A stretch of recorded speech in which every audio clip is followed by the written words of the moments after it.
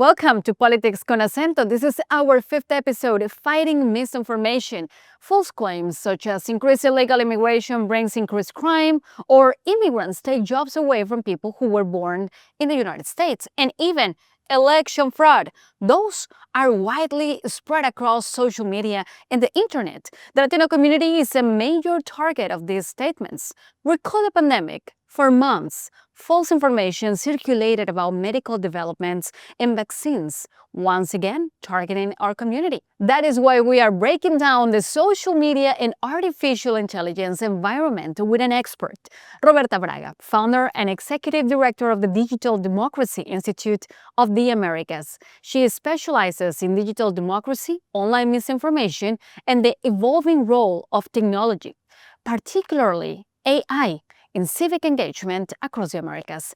Roberta Braga discusses how we can detect misinformation and confront new challenges, such as AI attempting to manipulate medical, electoral, or social issues. The complexity of the current information environment is evolving rapidly. This is Politics con Acento.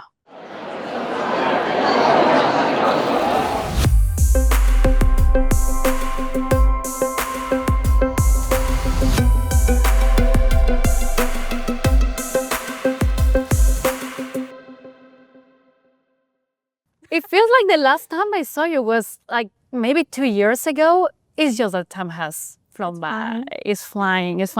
But I'm so happy that you had a chance to come visit us and to make time for this interview. Especially because we are living in an era where we are seeing that social media, AI, they are shaping the way people behave, people think, even the way people make decisions, especially the younger generations and the older generations, right?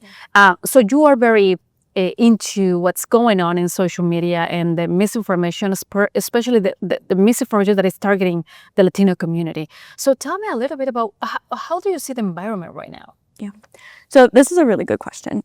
We and our communities are not unique in this, are spending so much time on social media. When we talk to Latinos in focus groups and in the surveys that we do at DDIA, we hear them tell us that the first thing they do in the morning when they wake up is they check their phones, the weather app maybe, but then they're responding to friends and family and scrolling through Instagram and TikTok. And the biggest problem that we're seeing now isn't necessarily that our communities are believing everything they see online. It's actually the opposite. People are incredibly skeptical and uncertain about everything they see online.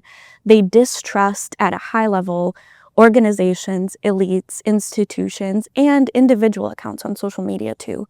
And now with the onset of artificial intelligence and AI-generated content being a big part of what people see on their feeds, they have even more doubt if what they're seeing is organic or not. And we hear people tell us that they wish they had more tools and resources to make sense of it all.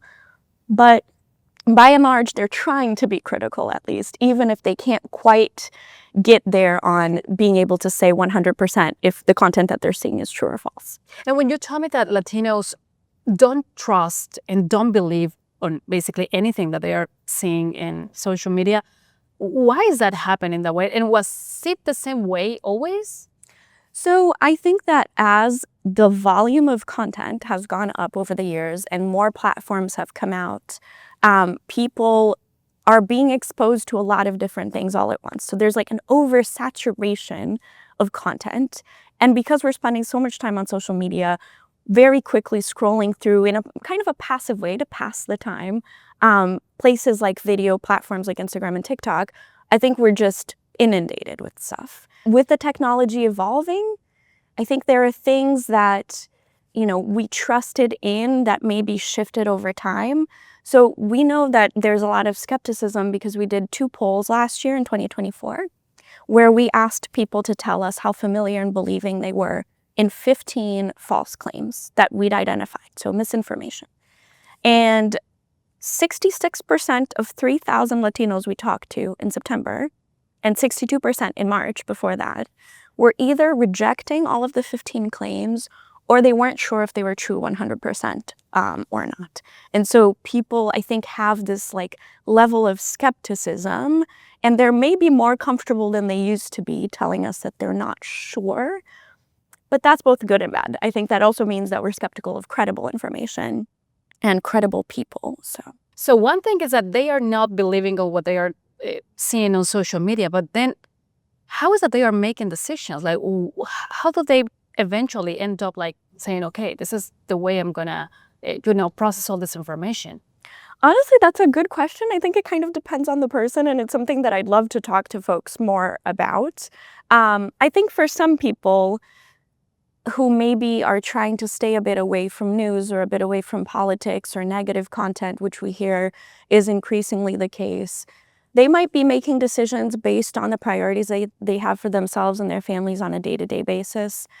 So how can they, for example, make their lives better, make themselves better? We hear Latinos tell us that they just want to be able to make money for themselves, make money for their families, keep their communities safe, keep themselves safe, learn something new that helps them become better people. And I think that sometimes they're channeling that into how they're making decisions, including about elections, and we saw that this week. But other times I think it's also perception. So one of the biggest challenges of social media is that it creates perception gaps. And I think that means like the volume of a problem, or like how big a problem actually is, or how divided we actually are, seems much higher, much bigger than it actually is. And I think sometimes that does also influence how people make decisions. They make it based on fear or something like that. And I mean, we just went through an electoral process this week, Tuesday, November 4th. And I think it's already very ambitious to think that the Latino community, everybody will be involved in politics, because let's be real, like if you are not working in politics and you don't like them, you just simply don't want to hear about that. But at the end of the day, making decisions, going out and vote is what is going to shape, like the future for our communities and families. So what can you tell me about this past election? What did you see? What people were telling you? So we are still going through data. Our partners, I would especially recommend people keep an eye out on ECI's research, because they do Latino-focused research. But we have some initial data to work with, including exit polls, which frankly are a little bit unreliable. But what we saw was that Latinos shifted a bit back to Dems. In 2024, we saw that some Latinos moved in the direction of Trump. I think that was talked a lot about. The majority still voted for Harris, to be frank, but we did see that shift to the right. And I think this week's election showed that some of those Latinos that voted for Trump were willing to come back and vote for Dems. I think that this was an affordability election. So it was also the first time that people were kind of weighing in on the Trump administration's progress so far. And we know that for a lot of Latinos in the United States, the number one priority and what they wanted to see the Trump administration acting on was the economy, cost of living, groceries, inflation. And many didn't see him acting on that. It's one of his, at least for now, biggest broken promises. And so I think we saw that sort of come out in how people voted, at least in the major elections, New York, New Jersey, and Virginia. And around that election, there was a lot of misinformation. And I think we talked about that a couple of times before, but WhatsApp is one of the main sources of misinformation. And I think Latinos still use a lot WhatsApp, even if they're living in the US. I mean, I'm still getting used to text, but I still use most of the time WhatsApp. Exactly. So yes, I think especially Spanish-dominant Latinos in the United States are very much on WhatsApp. As I mentioned, we're monitoring 3,300 groups. So anytime an admin of a public WhatsApp group shares a link online, we're able to kind of take a look at what's being discussed. And I do think that we see a lot of political misinformation around election time. Now, these public groups are a little different than like the groups where you might be talking to your family or friends, in that they have a lot of people in them, like hundreds. And they're usually used for more basic, like buying and selling of homes, cars, helping each other out if you move to a new city.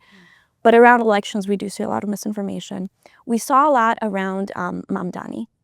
And we saw, some accounts, including on Telegram, that had, pro-Israel names, for example, sort of spreading some Islamophobic content about him, xenophobic content, painting him as being some sort of extreme ideologue. There were even claims, that he might arrest Netanyahu if he wins as the mayor of New York City. So I think there are always like a little bit of that. And that stuff we also saw on broader social media too, in English and in Spanish. So it's something that I think we have to navigate around election time. The other thing I would say is there's always, just under the surface, these meta-narratives, as we call them. They are stories that are false or misleading that don't really change. They get recycled. And the election fraud story, that elections are fraudulent and can't be trusted, is one that always comes back in every election in every country. And we did also see that in the New York case, where an instance of fusion voting, which is something people don't always understand well, which is when a candidate's name appears multiple times on the ballot if they're supported by different parties, which was the case for Mandani.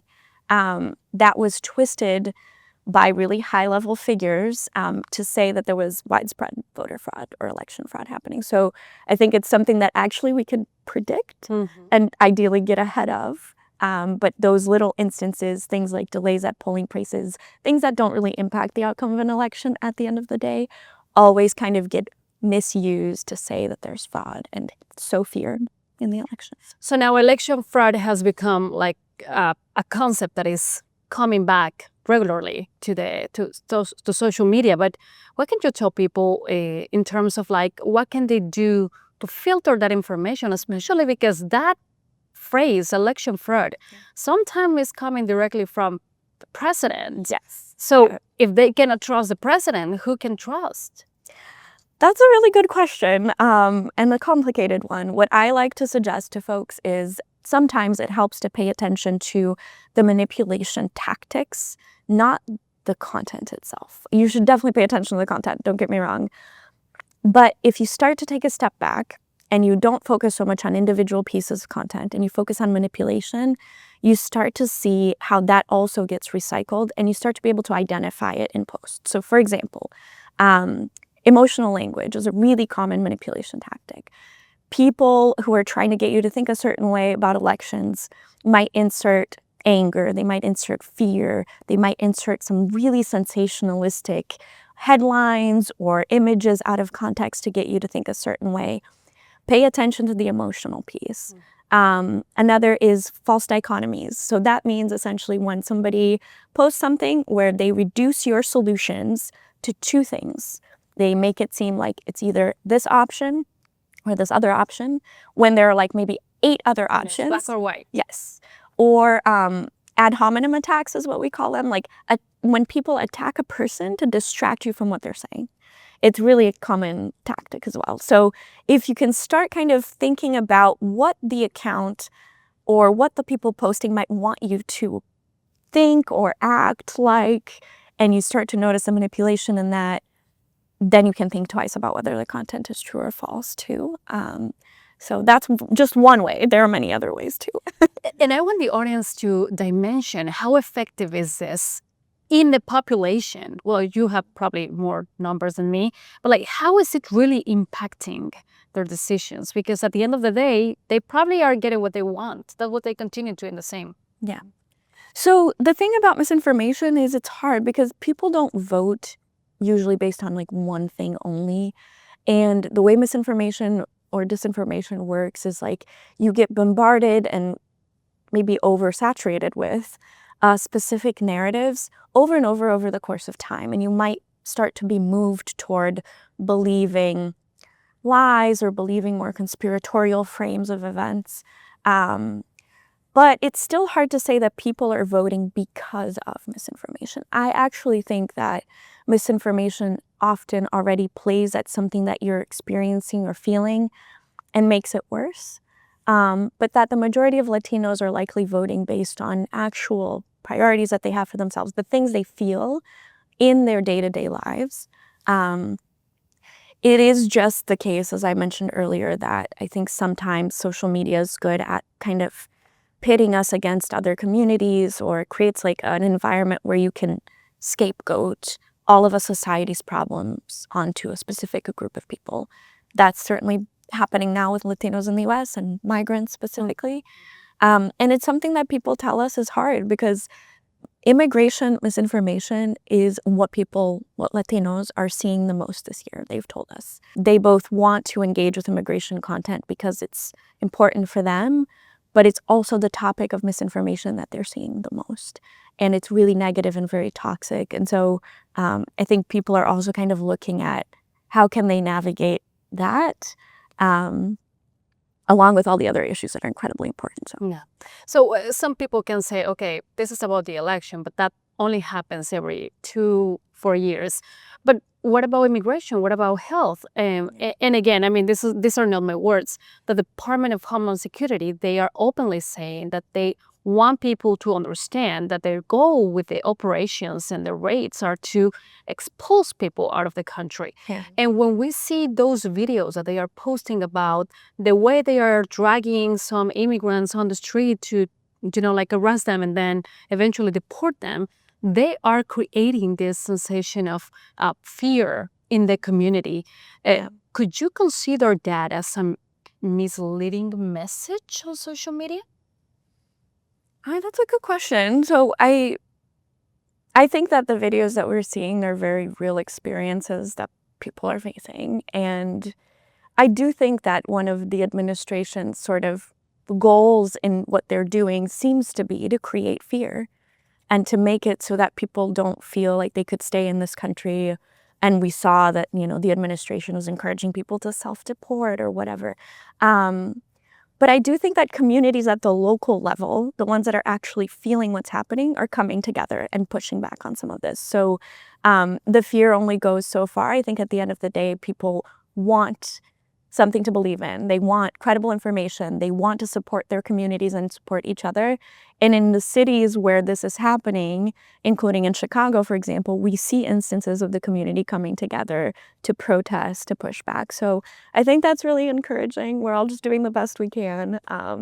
But it is absolutely, fear-mongering is a huge, huge thing.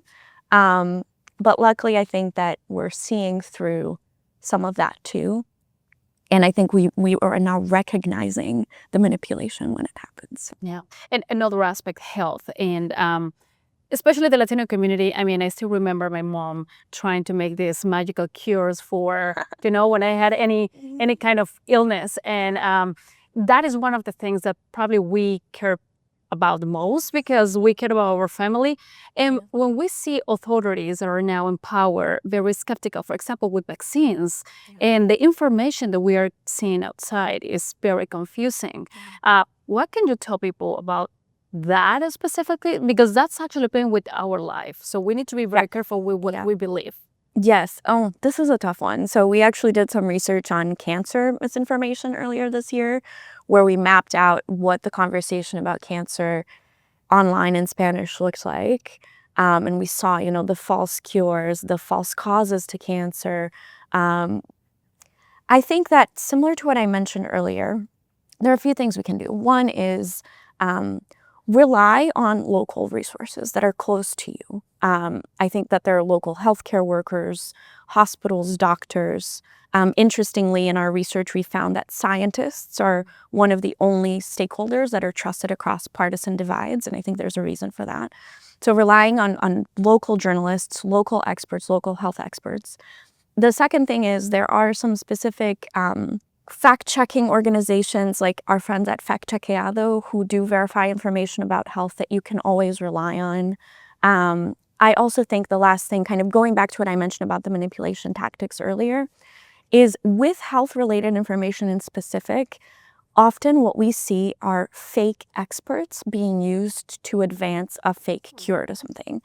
And so just taking a pause when you do see someone dressed in a doctor's uniform, for example, on social media, take a pause, do a couple of searches, don't rely only on ChatGPT for it, and try to get at least, like journalists do, 2 to 3 different sources to affirm what you're saying. Ideally, official sources, but nowadays even go beyond the .gov because we know that this administration has some questionable views on health.